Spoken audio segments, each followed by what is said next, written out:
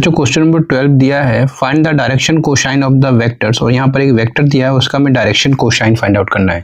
तो कैसे करेंगे बच्चों? तो सबसे पहले जो वेक्टर दिया है इसको हम लिखते हैं।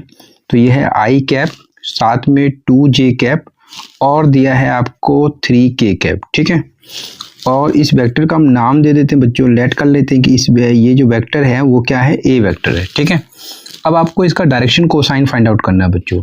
तो डायरेक्शन कोसाइन क्या होता है ये मैं आपको पहले बता देता हूँ। सबसे पहले डायरेक्शन कोसाइन फाइंड आउट करने के लिए इसका मैग्नीट्यूड आपको फाइंड आउट करना होगा।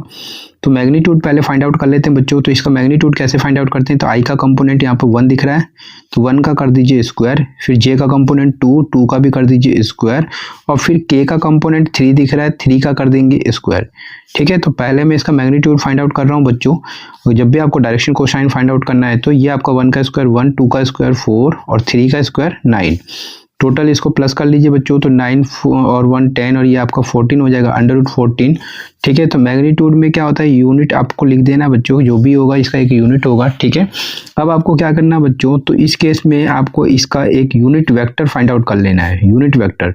तो यूनिट वेक्टर कैसे फाइंड आउट करते हैं? तो ए वेक्टर और उसका मैग्नीट्यूड आपको इस तरीके से फाइंड आउट कर लेना बच्चों। और यूनिट वेक्टर क्यों फाइंड आउट करना है मैं आपको बताऊंगा अभी। तो ये आपका ए कैप का मतलब ए का हम यूनिट वेक्टर फाइंड आउट कर रहे हैं। तो यहाँ पर ए वेक्टर क्या है ये देख लीजिए। तो आई कैप, साथ में 2j कैप और ये आपका 3k कैप, ठीक है।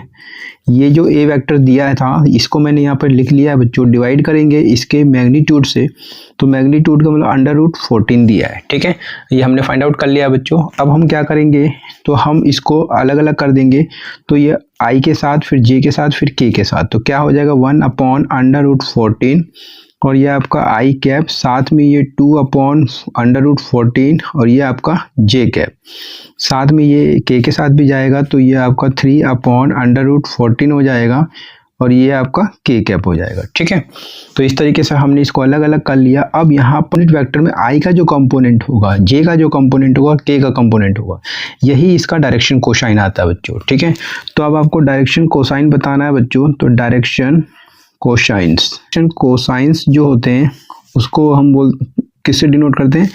एल से, एम से और एन से, ठीक है। तो direction cosine l, m, n से डिनोट करते हैं। तो डायरेक्शन कोसाइन आर, तो आपको एल क्या होगा, जो आई के साथ कंपोनेंट होगा वो एल होगा बच्चों। तो 1/√14, तो ये एक डायरेक्शन कोसाइन आ चुका है बच्चों। इसी तरीके से एम का वैल्यू देख लीजिए, 2/√14 हो जाएगा।